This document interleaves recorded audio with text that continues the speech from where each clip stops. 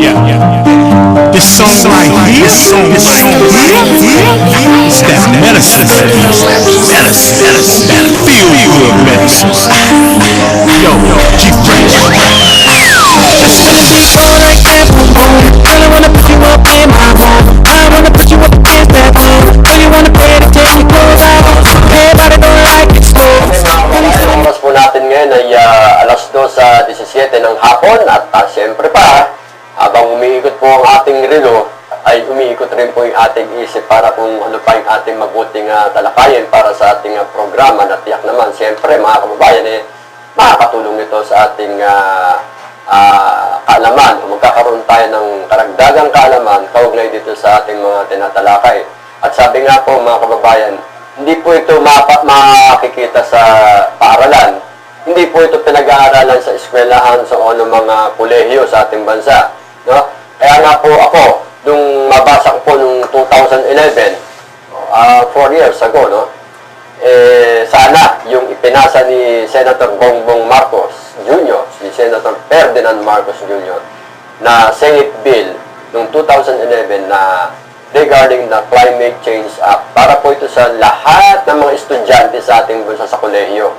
Na ang ibig po niya sabihin dito, gawing karagdagang subject o aralin sa kolehiyo ang tungkol po sa Climate Change Act para malinawan at maarmasan po ang ating mga estudyante na kabilang po sa mga sinasabi mga kabataan. At ako lang po, hindi naman siguro sa college level lang, ano? Siguro pwede rin i-introduce ito sa primary, secondary education na may paliwanag sa paraang madaling maunawaan.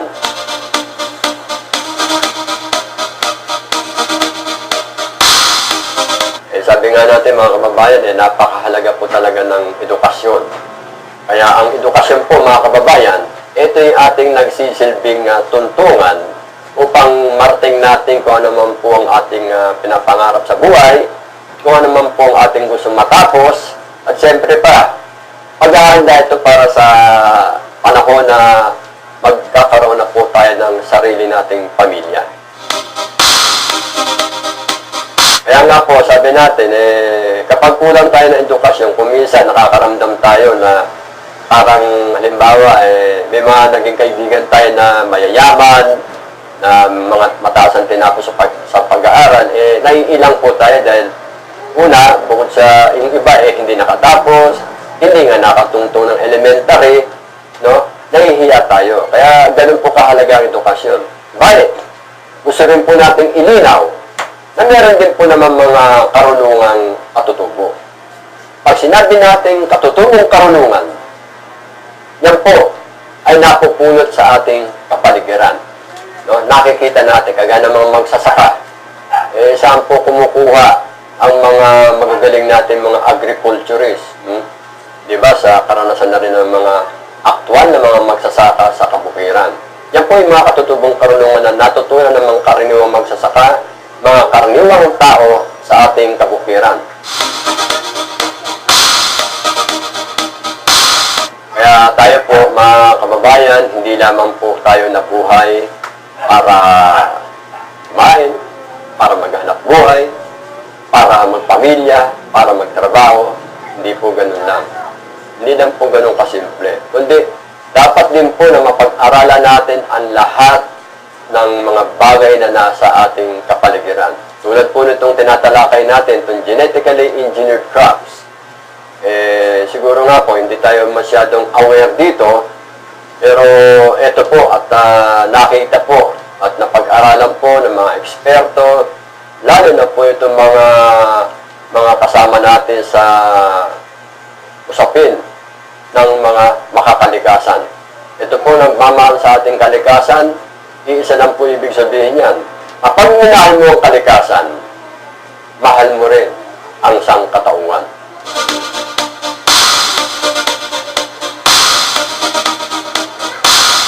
Kaya nga po lagi natin binabanggit yan. No? Hindi natin inihihiwalay yan.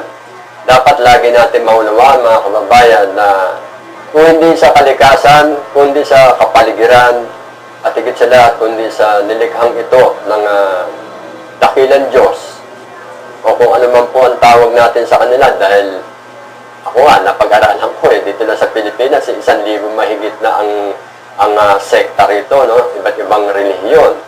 Pero ayon po sa aking pananaw at sa aking paninindigan, hindi po tayo dapat nagtatalo sa usapin ng relihiyon. Ang mahalaga po sa atin, pag-usapan din po natin itong ating kapaligiran, itong ating kalikasan, na kung saan nagmumula ang ating buhay. Alam natin na isa lang po ang buhay ng tao. Sabi ng iba, sabi sa kanta, we only live twice. No? Yung pelikulang James Bond yata, no? You only live twice. Sa pelikula yon.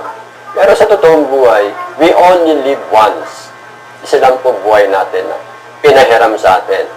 Kaya nga po, napakatalino po talaga ng dakilang lumikha. Ano man po yung katawagan natin dyan, Allah, Diyos Ama, o iba pang katawagan dyan, Emmanuel, no? Isa lang po siya. At wala naman po talagang ibang dakilang lumikha, kundi siya lamang. Kaya nga po nung nilikha ang ating daigdig, ang ating planeta, nariyan na po ang sinasabi natin lahat ng kailangan ng sangkatauhan. Hanggang sa, ito na, lumabas na si Adan, pinakita ng Diyos, malungkot si Adan, kailangan bigyan ng partner. So, pinatulong si Adan, pinuha sa tadyang niya, at yun, lumitaw si Eva. So, lahat po tayo, sa totoo lang, mga kababayan, iisang lahi lang po ang pinagmulan natin. Si Adan at si Eva. Wala na pong iba. Kaya nga po, kung ako sa pananaw ko po, lahat po tayo magkakapatid. Pansinin ninyo, ano man lahi, Chino, Amerikano, Pilipino, Ruso, at iba pa, lahat na, sabihin na natin lahat ng bansa sa buong daigdig. Hindi ba iisa na ang kulay ng dugo natin? Lahat tayo kulay pula. So, ibig sabihin, iisa lang ang pinanggalingan natin, iisa lang ang lahi natin. Yan, para mapanatili po natin ang ating existence dito sa daigdig, alagaan natin, pagyamanin natin, mahalin natin ang mga bagay na nagbibigay buhay po sa bawat tao.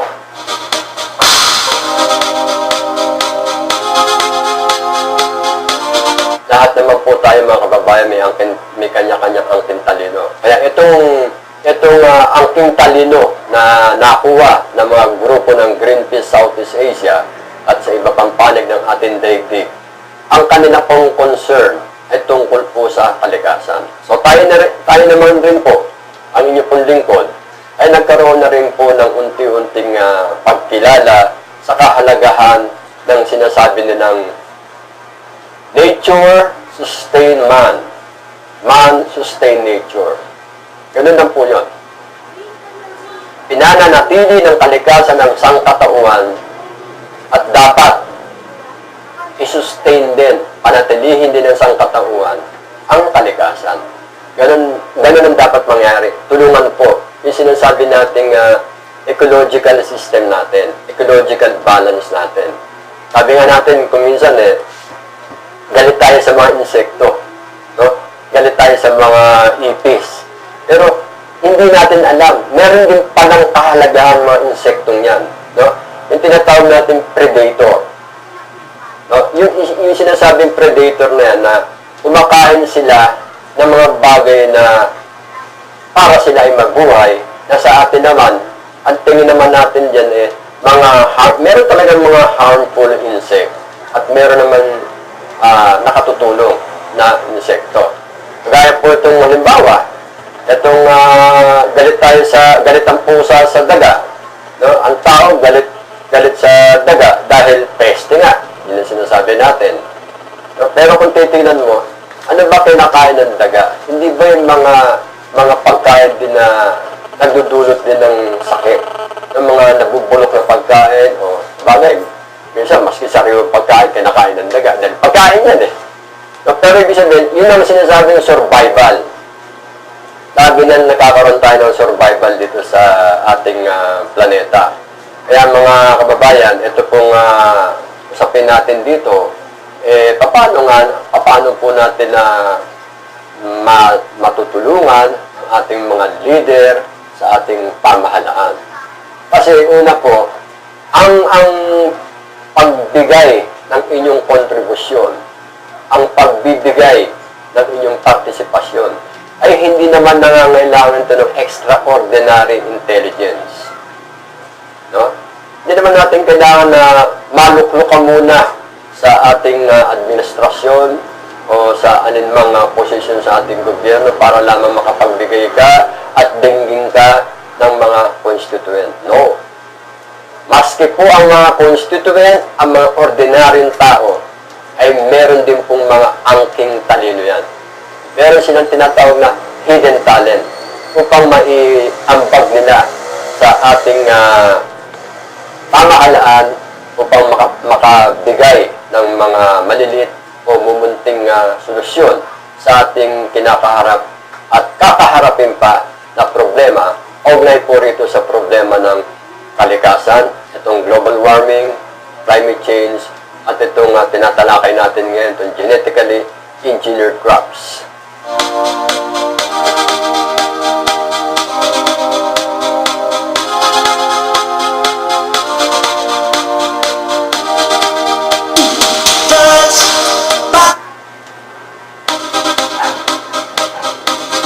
Yan po mga kababayan ang ating isa sa pinag-uusapan natin ngayon. At tutungo naman tayo dito sa sinasabing Earth Survival Climate Change Solution. Yan.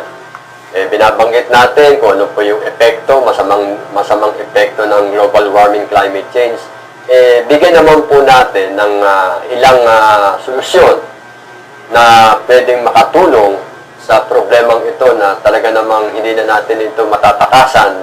Hindi natin ito pwedeng basta talikuran na lamang dahil tayo nga po, sabi nga, inescapably, we are part of the nature. So, being part of the nature, ito na, may problema ng ating nature, ang ating kalikasan, dapat hanapan din natin ng solusyon dahil tayo rin ang unang tatamaan kapag nagalit na talaga ang kalikasan.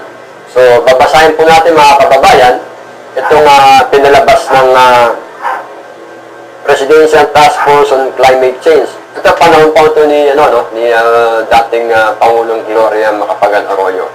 So, wala naman siguro masama kung basahin natin to kahit na po siya ay hindi na po Pangulo, Congresswoman na siya, nga sabi ng iba, may kaso pa. So, huwag na natin tingnan yun, yung mga negative